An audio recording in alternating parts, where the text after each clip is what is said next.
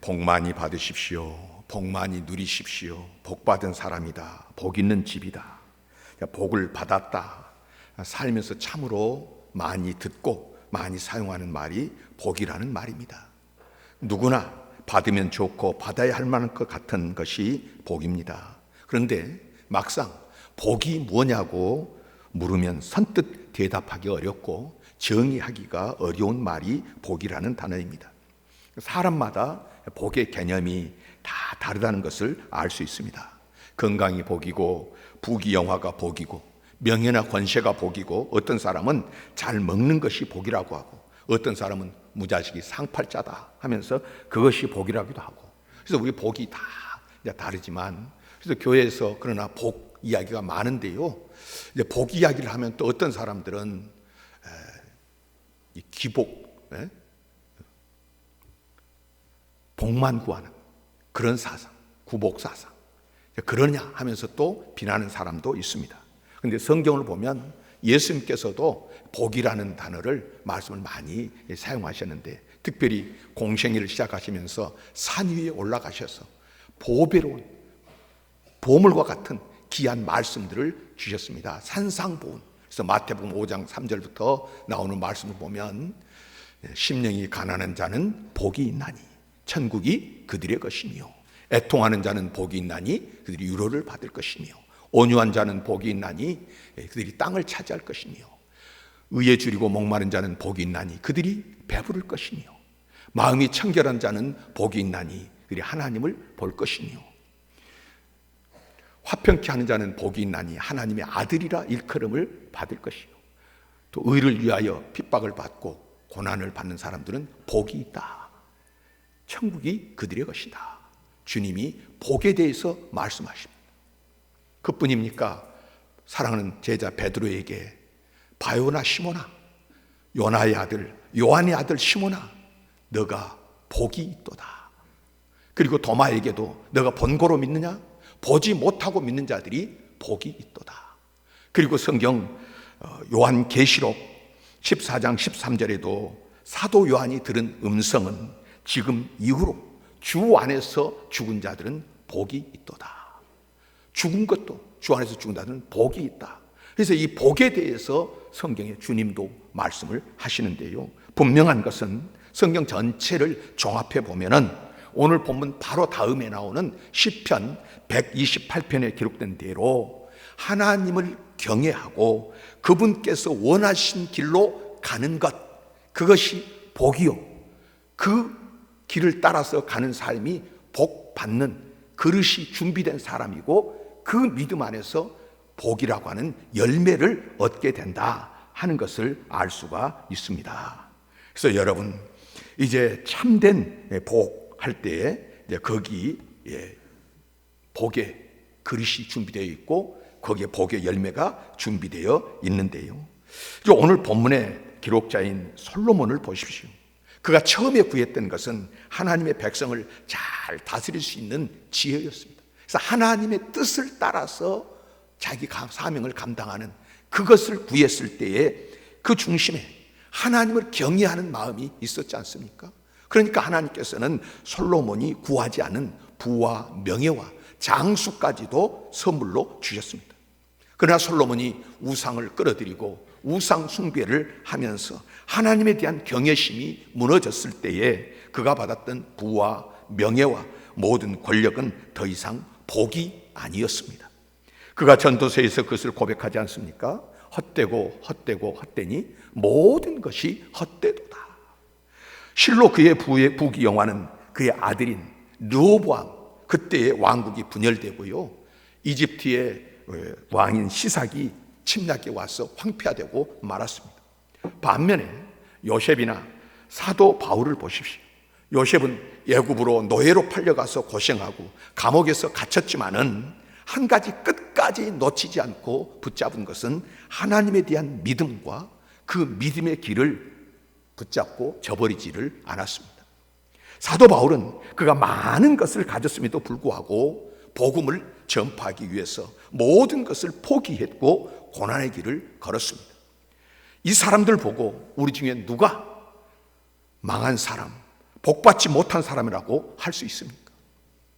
요셉과 사도 바울은 비록 그들이 당한 고난의 상황에서도 하나님께 대한 믿음의 길을 붙들었기 때문에 그들이 처한 환경과 상황에 상관이 없이 그들은 복된 사람이었습니다.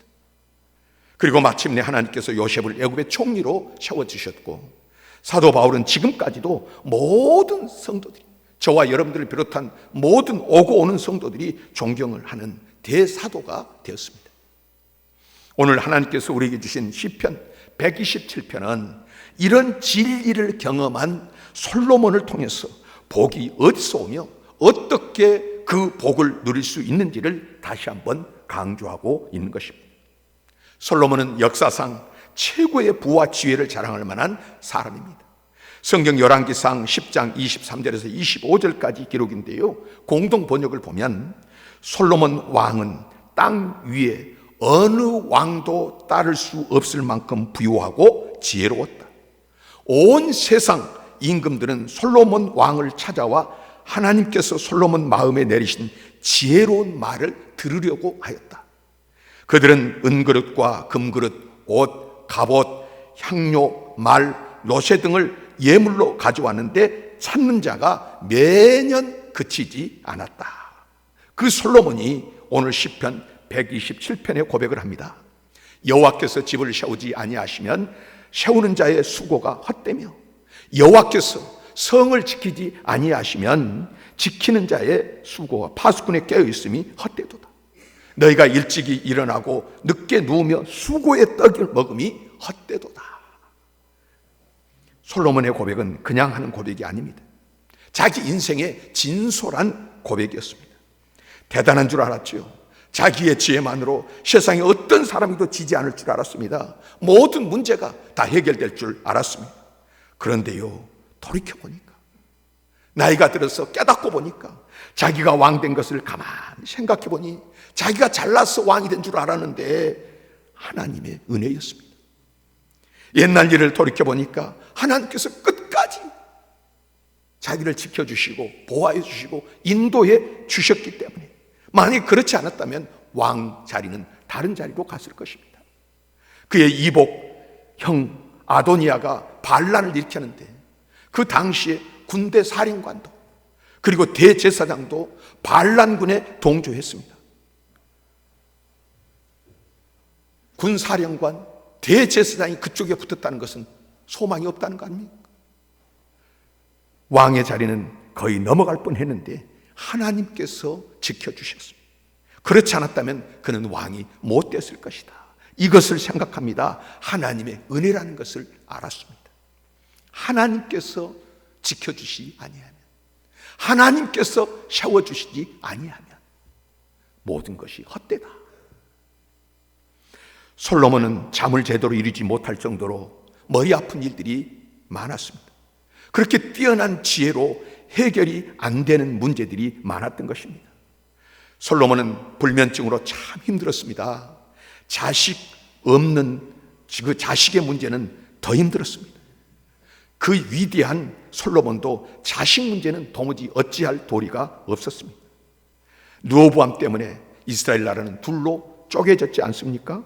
솔로몬이 이런 문제 저런 문제를 생각해 보니까 그 모든 문제들이 다 자기 때문에 일어난 일이라는 것을 알게 되었죠.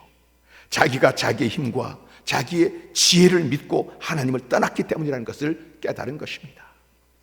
솔로몬은 시편 127편에서 두 가지를 부러워합니다. 하나는 잠입니다. 솔로몬은 그러므로 여호와께서 그의 사랑하시는 자에게는 잠을 주시는도다. 잠을 마음대로 잘 수 없었습니다. 두 번째는 자식복입니다. 보라, 자식들은 여호와의 기업이요 태의 열매는 그의 상급이로다. 젊은 자의 자식은 장사의 수중의 화살 같으니 이것이 그의 화살통에 가득한 자는 복되도다. 그들이 성문에서 그들의 원수와 담판할 때에 수치를 당하지 아니하리로다. 건강 문제 때문에요, 사업을 하다가요, 사람과의 관계 때문에요, 자식이나 가정의 문제 때문에 잠이 안 온다고 하는 것, 평안치 못하다는 것 아니겠습니까? 근데 잠을 잘 수 있는 것은 이 모든 것에 평안이 있다는 증거이고요. 그리고 젊은 자의 자식은 장사의 수중에 화살을 갖고요, 태 열매는 그의 상급이라고 그랬는데, 장군이 전쟁터에 나가면서 화살통에 화살이 없으면 무슨 싸움의 소망이 있습니까? 그리고 이 화살은 이게 쏴서 바로 눈앞에서 칼로 쳐서 결과가 나타나는 것이 그런 것이 아니라, 쏘아놓고 한참 지나서 결과가 나타나는 것처럼 이 자식들은 바로 장사의 화살통에 수중에 화살과 같다. 먼 장래에 참으로 그의 위로가 되고 소망이 되고 힘이 되고 보호가 되는 것입니다. 그리고 원수와 담판할 때에 수치를 당하지 아니하리로다. 수치, 성문에서 원수와 담판한다는 말은 재판정에서 말한다. 억울한 일을 당하고 분한 일을 당할 때 누가 힘이 되고 도와주느냐?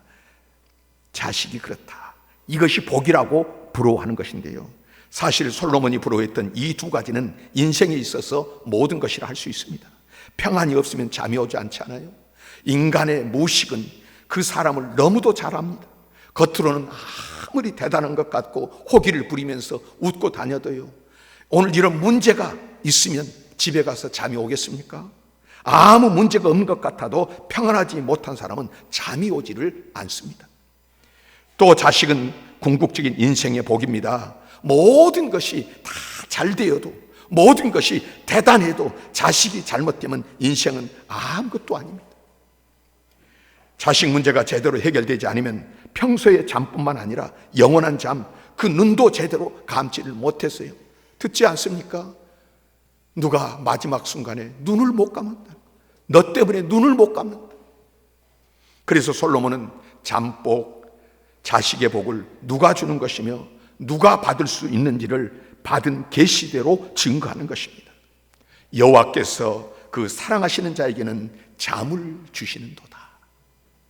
여호와께서는 사랑하시는 자에게는 잠을 주시는 도다. 자식들은 여호와의 기업이요 태의 열매는 그의 상급이로다. 여호와께서 주시는 것입니다. 그의 사랑하는 자들에게 주십니다. 솔로몬의 이 간증과 고백의 의미는 무엇입니까? 하나님께서는 솔로몬에게 왜 이 말씀을 주셔서 우리로 듣게 하시는 것입니다. 오늘 우리 각자가 누리고 있는 삶과 복이 어디서 왔는지, 다 누구 은혜 덕분인지를 생각하라 하는 것입니다. 그 근본을 잊어버리면 다음이 없습니다. 근본 시작을 잊어버리면 미래가 없고 지금 누리고 있는 것도 감당할 수 없다는 것입니다. 영국 속단에 강을 건너면 하나님은 잊혀진다는 말이 있습니다. 강을 건너기 전에는 그 은혜를 알고 하나님을 찾았지만은 강을 건넌 후에는 자기 혼자 힘으로 강을 건넌 것처럼 여기고요, 지금까지 주신 모든 은혜를 망각한다는 말입니다. 1923년 9월 1일 날 일본에 큰 지진이 일어나서 20여만 명이 죽었습니다. 그리고 250여만 명이 집을 잃었습니다. 미국은 즉시 구호품을 거두어서 수송선 150척에 실어가지고 일본에 전달했습니다. 그때 일본 천황 히로히토는 쿨리지 대통령에게 감사의 편지를 썼습니다. 직접 붓으로 쓴 친서에는 일본인은 미국 국민에게 감사하며 이 은혜를 영원히 잊지 않을 것이라고 되어 있습니다. 그런데요, 불과 18년 후인 1941년 12월 7일 날 일본은 미국 하와이 진주만을 공격을 했습니다. 태평양 전쟁을 일으켰습니다. 그 당시 미국의 한 신문에 사설 제목이 이렇습니다. 일본인은 세계에서 은혜를 가장 쉽게 잊어버리는 민족이다. 일본뿐이겠습니까? 과거 이스라엘도 그들이 애굽에서 노예로 고통받을 때에 건져내 주신 하나님, 가나안 땅까지 인도해 주시고 거기까지 보여주신 하나님, 열국의 침략과 그런 모든 환난 가운데서 인도해 주신 하나님, 그러나 그들은 마치 자신들의 힘으로 가나안을 얻은 것처럼 생각했고 하나님을 잊었습니다. 우상을 숭배하면서 마음대로 살았습니다. 솔로몬도 그랬습니다. 그들뿐입니까? 오늘 여기에 있는 저와 여러분들은 어떻습니까? 받은 은혜를 어떻게 기억하십니까? 어떻게 취급하고 있는 것입니까? 은혜를 잊은 결과가 무엇입니까? 성경은 그 모든 것을 생생하게 기록하고 있습니다. 여호와께서 세워주시지 않으시고요, 여호와께서 지켜주시지 않으시면, 여호와께서 허락해 주시지 않으시면 집의 복, 성의 복, 자매의 복, 수고의 열매, 태의 열매, 그 어느 것 하나 누릴 수 있는 사람이 없다는 것입니다. 집의 복, 사업의 복, 직장의 복, 평안의 복, 건강의 복. 사도 바울 고백 그대로입니다. 나의 나된 것은 하나님의 은혜로다. 이와 똑같이 우리가 잊지 말고 생각해야 할 은혜가 있는데요, 그것은 부모님의 은혜입니다. 부모님은 우리에게 어떤 존재입니까? 성경을 읽으면서 제가 깨달은 바는, 부모는 하나님께서 생명의 근원을 육의 세계에서 보고 알도록 세워주신 존재가 부모라고 생각합니다. 성경에 하나님을 떠난 자는 이미 생명이 없는 자라고 말씀하시고 살 가치도 없는 자라는 것입니다. 자기 생명의 뿌리, 자기 생명의 근원을 모르는 사람, 소위 말하는 근본도 없는 자가 무슨 복을 누리고 생명을 누릴 수 있느냐. 창세기 6장 3절입니다. 하나님께서 홍수로 세상을 심판하시는 장면인데요, 여호와께서 이르시되 나의 영이 영원히 사람과 함께하지 아니하리니 이는 그들이 육신이 됨이라. 사람들이 있었는데요, 그들이 육신이 됨이라.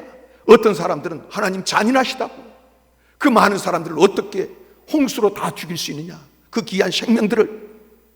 하나님은 잔인하다, 그런 하나님을 믿느냐 하는 사람도 있는데, 여러분, 홍수 때 심판받은 사람들은 사람이 아니라요, 그들은 육신이 됨이라 고깃덩어리라는 거예요. 이미 시체라는 것입니다. 하나님께서 그것을 쓸어버린 것입니다. 성경을 보십시오. 하나님께서는 하나님을 모르는 자나 부모를 몰라보고 함부로 하는 자, 불효자는 죽이라는 것입니다. 살 가치가 없다는 거예요. 근본을 모르고 뿌리를 모르는 사람들. 생명의 근원이신 하나님, 그리고 그 대리자이신 부모님을 모르는 자는 복을 누릴 수가 없는 것입니다. 누구든지 어떠한 이유로든지 살아계시든지 돌아가셨든지 부모님을 잊으면 안 됩니다. 그리스도인이 되어서 하나님을 믿는다 하면서 부모님을 잊고 불효한다면 그 신앙은 거짓이거나 스스로 속고 있는 것입니다. 이제 영상을 하나 보려고 하는데요, 내용은요, 40개월 미만 된 자녀를 둔 젊은 아버지들에게 아동 학습 발달에 미치는 아빠의 역할이라는 그 명목으로 몰래카메라를 실시했습니다. 아버지들에게, 그 젊은 아빠들에게 드린 질문은 다음과 같습니다. 아이가 제일 좋아하는 음식은 무엇인가요? 아이의 자는 모습을 지켜본 적이 있으신가요? 당신 차에, 핸드폰에, 또 책상 위에, 지갑 속에 아이의 사진이 몇 장이나 있나요? 아이에게 사랑한다고 마지막으로 말한 건 언제인가요?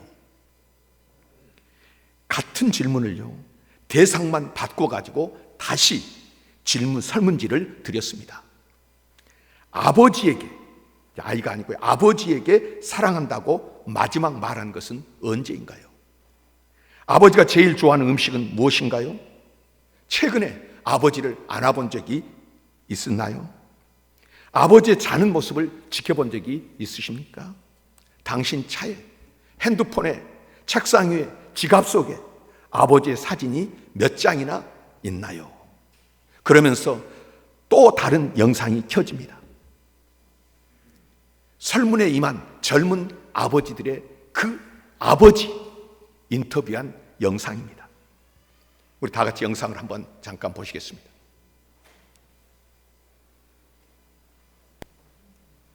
충선이 아빠, 진영이 아빠. 항상 미안해요, 걔한테는.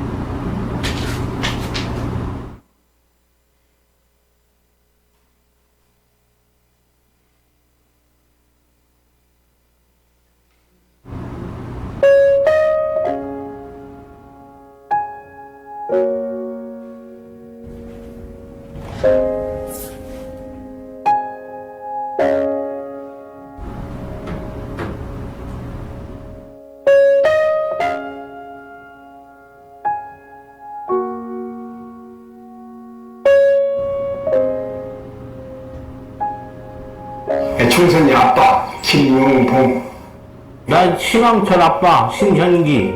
이영근입니다. 큰아들이. 저 영우 아버지 되는 사람입니다. 조유섭 아빠, 진영이 아빠, 성함은 김성도.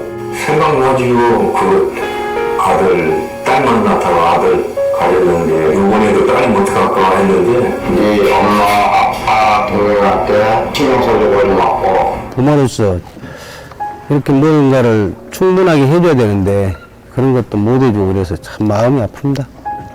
아들이라는 것은 어느 누가 바꿀 수도 없는 것이고 크게 뭐 도와주지도 못했고 했는데 그들이 알아서 잘 커가지고 계속 부족한 게 부모 마음 아닐까요? 죽는 순간까지. 제가 그런 마음으로 살고 있어요. 계속 부족한 거예요. 너무 엄하게 했던 게 그게 좀 미안하다. 미안해.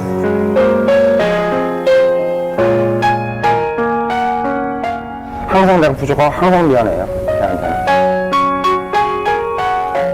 미안하다 참 모든 것이 부족하고 못 가르치고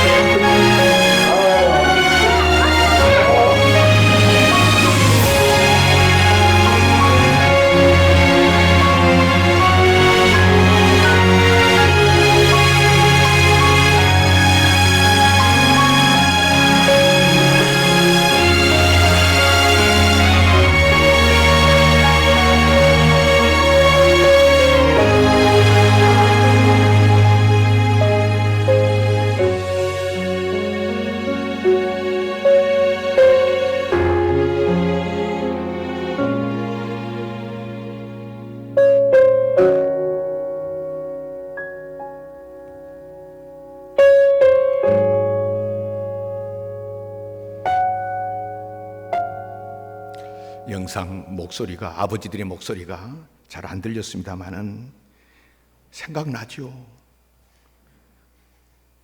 아들을 가졌는데 부모로서 이렇게 무언가를 충분히 해줘야 하는데 그런 것도 못 해주고 그래서 마음이 참 아픕니다. 아들이라는 것은 어느 누구와도 바꿀 수 없는 것이고 크게 뭐 도와주지도 못했고 했는데 알아서 잘 컸어요. 계속 부족한 게 부모 마음 아닐까요? 죽는 순간까지 제가 그런 마음으로 살고 있어요. 계속 부족한 거예요. 너무 엄하게 했던 게 그게 제일 미안하죠. 미안해. 항상 내가 부족하고 항상 미안해요. 얘한테는 미안하다. 참 모든 것이 부족하고 못 가르치고. 자녀들은 아버지가 좋아하시는 음식도 기억하지 못하는데 자녀들의 핸드폰이나 지갑, 서랍 속에는 아버지 사진이 한 장도 없는데 아버지들은 한결같이 자식들에게 미안하다고 말합니다. 사실 부모님에게 상처받은 자녀들도 많이 있습니다. 특히 아버지에게 상처받거나 심지어 부자간에 소통이 되지 않는 가정도 있습니다. 나쁜 아버지가 있고 부족한 아버지가 있고 가난한 아버지가 있고 못 배운 아버지, 감정 조절을 못하는 아버지, 늘 술만 마시는 아버지도 있고 가족을 제대로 돌보지 못하고 떠돌아다니는 아버지도 있습니다. 그러나 그 모든 아버지는 한결같이 자녀들에게 미안하다고 합니다. 좋은 아버지가 있고 세상에서 유명한 아버지가 있고 돈 많이 버는 아버지가 있고요, 유식하고 예의 바른 아버지가 있습니다. 늘 기도하면서 신앙생활하는 아버지가 있고 가정들을 세심하게 돌봐주는 아버지도 있습니다. 그러나 이러한 아버지도 역시 늘 자녀들에게 미안하다고 말합니다.